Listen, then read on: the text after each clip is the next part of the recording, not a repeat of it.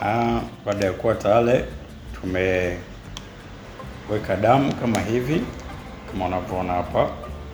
Hatua inayofuata ni kuongeza bafa kwenye kipimo chetu. Kwa bafa yetu ndio hii, kwa hivyo tunaongeza hapo naika matone mawili zoom, lakini kuna maandishi hapa, kama utatizama kwa makini, kuna maandishi hapa, kuna C na hapa kuna T. Sasa kama huyu mgonjwa wetu angekuwa na tatizo, kungekuwa kuna mstari kama huu hapa ambao unaoona, lakini kungekuwa na mstari mwingine kama hivi. Kwa hiyo kwa mtu ambaye anakuwa na tatizo, kutakuwa kuna mstari mwekundu hapa kwenye C kama inavyoonyesha hii, lakini kutakuwa kuna mstari mwekundu hapa kwenye T kwa maana ya test.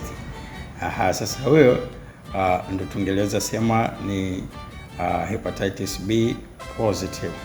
Kwa namna hii hapa ilivyo, hii ni hepatitis B negative. Usipate mpenzi mtazamaji, leo tutapata kujifunza hatua kwa hatua jinsi ya kupima homa ya ini aina ya hepatitis B kwa kutumia kipimo hichi cha rapid test. Hichi rapid test kama unavyoiona hapo inataka ifanane kama ile rapid test ya HIV, lakini hii ni kwa ajili ya kupima homa ya ini, na homa ya ini ambayo tutaenda kupima hapa ni aina ya hepatitis B. Homa ya ini au hepatitis kwa ujumla wake iko kama aina 5 hivi. Kuna hepatitis A, hepatitis B, hepatitis C, hepatitis D na hepatitis E. Sasa katika hizi zina modi zake za namna inavyoambukizwa, lakini kuna ambazo ni maarufu zaidi kutokana na uwepesi wa kuambukizaji, lakini pia ziko ambazo ni popular zaidi na ambazo ni hatari sana. Kwa mfano hii hepatitis B ambayo tunaenda kupima hapa, yenyewe inaweza ikaambukizwa kupitia ngono, na hii ndio njia yake kubwa kabisa, lakini inaweza ikaambukizwa kupitia damu pia. Kupitia damu hapa namaanisha kama na vifaa vya kuchangia, kwa mfano hivi nyembe na vifaa vingine. Lakini hepatitis B inaweza ikaambukiza pia kutoka kwa mama mjamzito kwenda kwa kwa mtoto wakati wa kujifungua. Lakini hii inaweza ikapitia pia kupitia damu. Ukipata kuongezewa damu ya mtu ambaye ana hii hepatitis B, basi unapata ugonjwa moja kwa moja. Unaweza kujiuliza huu ugonjwa au hepatitis ni ugonjwa wa namna gani? Ni ugonjwa ambao unasababishwa na virus. Kuna aina fulani ya virus ambayo hii ndio husababisha maambukizi haya ya homa ya ini, ambapo inaathiri ini moja kwa moja na hivyo kusababisha madhara makubwa katika mwili wa mtu husika. Lakini homa ya ini inaweza ikaambukiza hata kupitia mate. Kwa hiyo kwa wale ambao wanafanya mabusu ya kikubwa, natakiwa kuchukua kwa tahadhari kubwa, kwa sababu unaweza kupata maambukizi ya homa ya ini. Sasa tuangalie vifaa ambavyo vinahitajika wakati wa kupima hepatitis B kwa aina hii ya kipimo hichi cha rapid test. Kwanza natakiwa kuwa na kipimo chenyewe ambacho ndio hichi. Kama unavyoona hapo, hichi ndio kipimo chenyewe cha homa ya ini. Kama unavyoona hii hapa, imeandikwa hapa HBsAg. Hii ni kifupi cha hepatitis B surface antigen. Kwa hii kipimo ni kwa ajili ya kupima hepatitis B, lakini lazima hauishii tu kuwa na kipimo chenyewe, unakuwa na buffer ambayo ndio hii hapa. Au watu huita maji ya kipimo.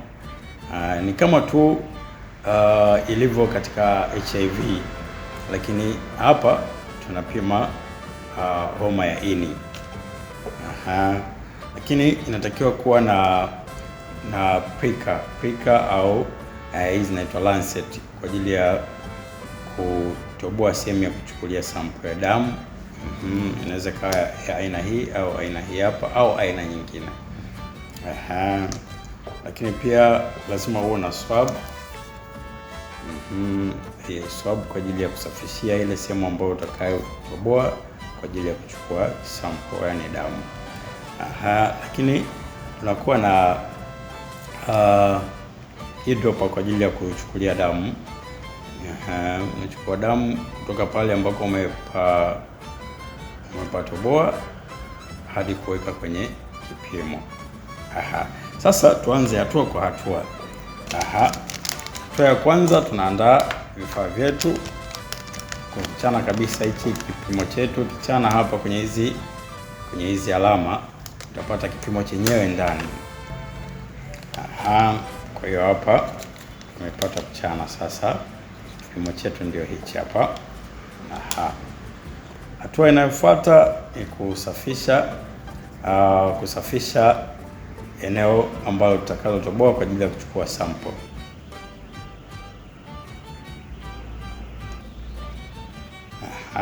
Baada ya kuwa tayari tumeweka damu kama hivi, kama unavyoona hapa. Hatua inayofuata ni kuongeza bafa kwenye kipimo chetu. Kwa bafa yetu ndio hii, kwa hivyo tunaongeza hapo, naweka matone mawili. Hii inategemeana na wingi wa damu. Kama damu ni nyingi kama tulivyoweka hapa, tutaweka matone mawili. Kama damu ikiwa ni chache, unaweka tone moja. Sasa baada ya kuweka haya maji ya kipimo au hii bafa yetu, inabidi tusubiri ndani ya dakika 5 hadi 20. Sasa hiyo kipimo chetu kinaendelea kureact. Tunakiacha hapo kwa dakika 5 hadi 20.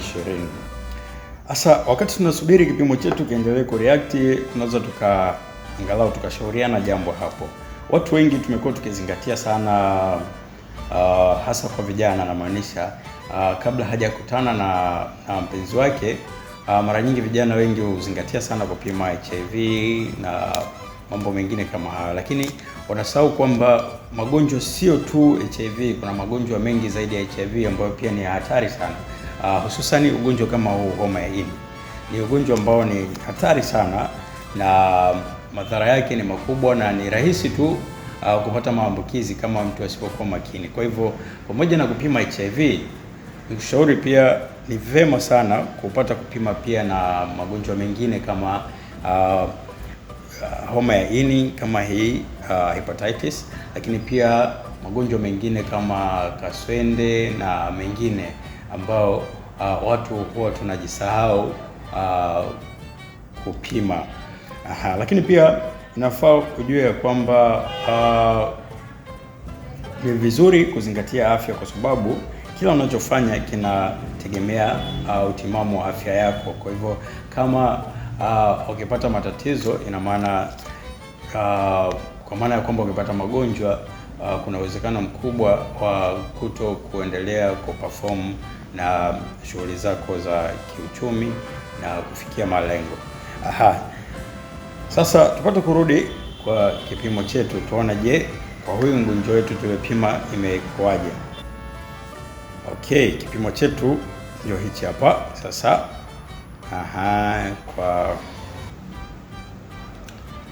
sasa kwa namna ya kipimo hiki kilivyotokea, huyu mgonjwa wetu tunasema ni negative, kwa maana ya kwamba hana tatizo la homa ya ini.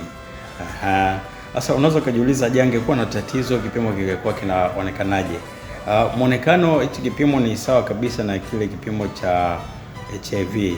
Kwa hapa ni vile kwamba kamera inashindwa ku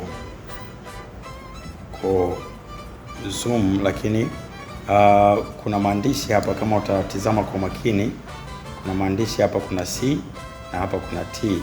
Sasa kama huyu mgonjwa wetu angekuwa na tatizo, kungekuwa kuna mstari kama huu hapa ambao unaoona, lakini kungekuwa na mstari mwingine